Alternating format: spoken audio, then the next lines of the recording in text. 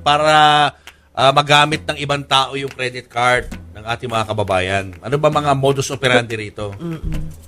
So, tama yung sinabi ni Tintin no, na mayroong mga gadgets na pwedeng kahit nasa bag mo yung credit card mo, pwedeng mabasa ang credit card number mo. Ito yung gadget na yun. Ayun na, meron nga. Oh gosh, Okay. meron nga.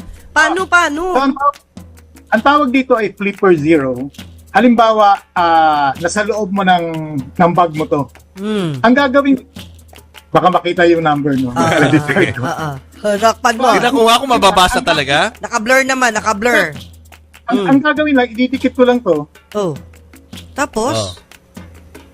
Ayun, narinig niyo yung tunog. Nabasa na hindi. kagad yung credit card number, pati expiration date. Ay my gosh.